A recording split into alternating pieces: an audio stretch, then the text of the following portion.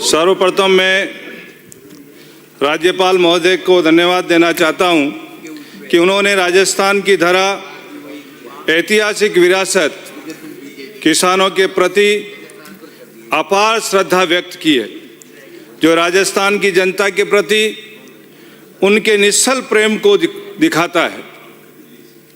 देश के यशस्वी प्रधानमंत्री आदरणीय श्री नरेंद्र मोदी जी के 2047 के विकसित भारत की संकल्पना को साकार करने के लिए हमारे प्रदेश के माननीय मुख्यमंत्री आदरणीय भजनलाल जी शर्मा राजस्थान को विकसित राजस्थान बनाने हेतु दिन रात एक इस छोटे से 2 वर्ष के कालखंड में सेवा, सुशासन और समर्पण का नया अध्याय जोड़कर एवं नीतिगत दस्तावेज आपनों अगणित राजस्थान के संकल्पों को पूर्ण प्रतिबद्धता से धरातल पर उतारने का कार्य कर रहे हैं।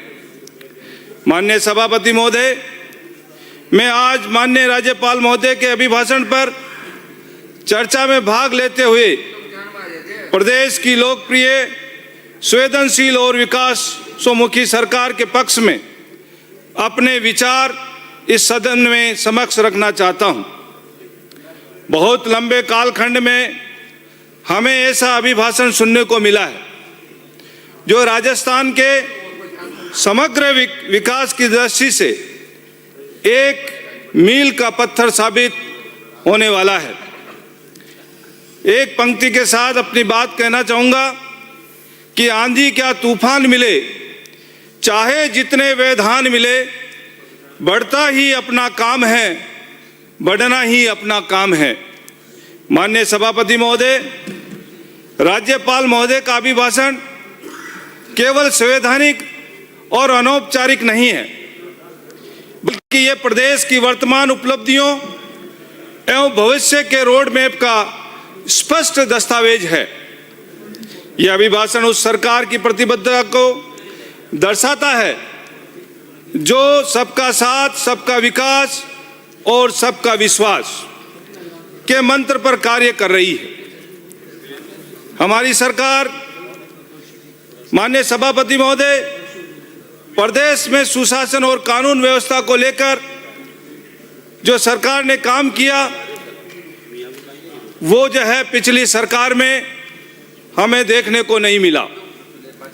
किसी भी राज्य की प्रगति का पहला आधार कानून व्यवस्था और सुशासन होता है। हमारी भाजपा सरकार ने माननीय मुख्यमंत्री आदरणीय भजनलाल जी शर्मा के नेतृत्व में प्रदेश में अपराध नियंत्रण, महिला सुरक्षा और प्रशासनिक पारदर्शिता को सर्वोच्च प्राथमिकता दी है। आज हमारे प्रदेश की कानून व्यवस्था मजबूत हाथों में है। समाज कंटकों का शिकंजा कसा गया है, जिससे अपराधियों में भय और आमजन में विश्वास बढ़ा है। आज सरकार द्वारा लाडली सुरक्षा योजना व अभय कमांड कंट्रोल सेंटर के अंतर्गत 25,000 कैमरे लगाकर अवांछित गतिविधियों की सतत निगरानी करने का कार्य भी हमारी सरकार ने किया है, जिससे बालिकाओं और महिलाओं के साथ घटनाओं की रोकथाम की जा रही है। माननीय सभापति महोदय, हमारी सरकार ने नीतिगत निर्णय भी जो है कठोरता से लिए हैं। उनमें से संगठित अपराध व माफियाओं के खिलाफ जीरो टॉलरेंस नीति को अपनाते हुए काम किया है। उसी में महिला अपराधों के त्वरित FIR और उनके कार्रवाई करने का भी काम हमारी सरकार कर रही है। इसी के अंदर हमारी सरकार ने साइबर अपराध नियंत्रण के लिए भी विशेष सेल का जो है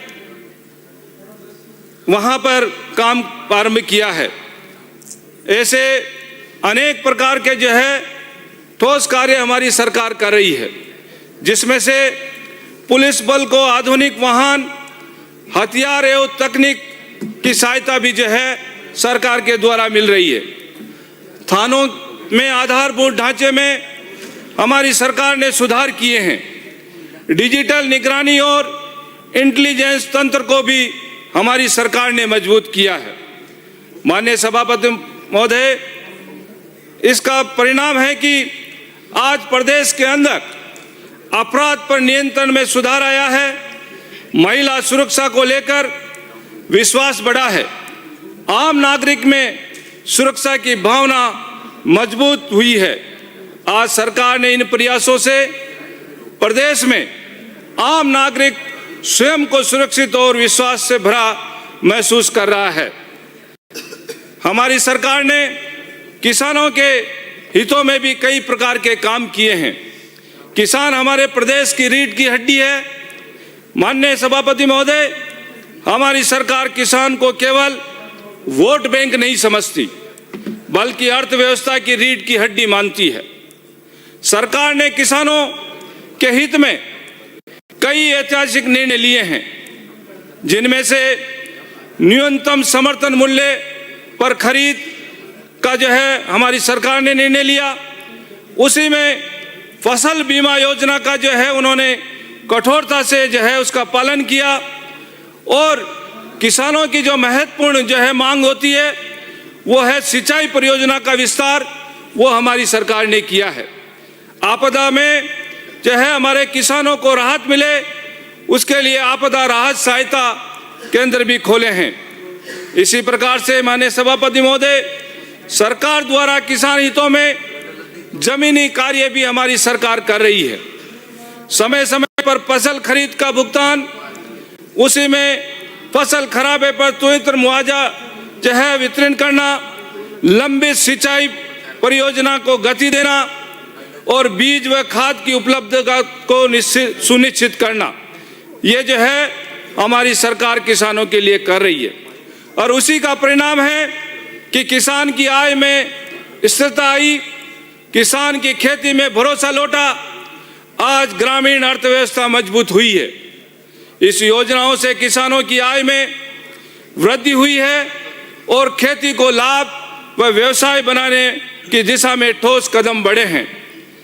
माननीय सभापति महोदय, महिला सशक्तिकरण के लिए हमारी सरकार ठोस कदम उठा रही है।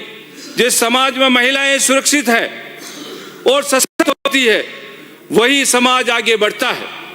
सरकार ने महिलाओं के लिए महिला सुरक्षा से जुड़ी योजनाएं, कई प्रकार की ऐसी नीतियां बनाई, जिसमें महिला सुरक्षा से जुड़ी योजनाएं, स्वास्थ्य सुविधा का विस्तार, रोजगार व स्वयं सहायता समूह में प्रोत्साहन, शिक्षा में अवसरों का विस्तार। और सरकार द्वारा महिलाओं के लिए जो कार्य हम कर रहे हैं, उसमें महिला हेल्पलाइन व त्वरित रिस्पॉन्स, समय सहायता समूह में को वित्तीय सहायता, शिक्षा व रोजगार प्रशिक्षण। और उसी का परिणाम है कि महिलाओं की आर्थिक भागीदारी बढ़ी है, महिलाओं की आत्मनिर्भरता में वृद्धि हुई है, सामाजिक निर्णयों में भूमिका मजबूत हुई है, जिसे अनेक महत्वपूर्ण कदम उठाए हैं। इससे प्रदेश की महिलाएं आत्मनिर्भर बन रही है और समाज में उनकी भागीदारी मजबूत हुई है। हमारी सरकार प्रदेश में युवाओं के रोजगार के लिए भी कटिबद्ध है और उसके लिए भी माननीय सभापति महोदय, हमारी सरकार प्रदेश का युवाओं के लिए काम कर रही है। हमारे प्रदेश का युवा हमारी सबसे बड़ी पूंजी है। युवाओं का भरोसा हमारी सबसे बड़ी ताकत है। हमारी भाजपा की डबल इंजन की सरकार, माननीय मुख्यमंत्री आदरणीय भजन लाल जी शर्मा को मैं धन्यवाद देना चाहता हूं कि आपके नेतृत्व में सरकार ने प्रतियोगी परीक्षाओं की पवित्रता और विश्वसनीयता को पुनः स्थापित करने का कार्य किया है। आपके द्वारा युवाओं के लिए किए गए इस अभूतपूर्व कार्य में युवाओं के मन में संदेह और निराशा के बादल हटाए हैं। पिछली कांग्रेस सरकार ने युवाओं के साथ पेपर लीक के माध्यम से छलावा व कुठाराघात किया गया।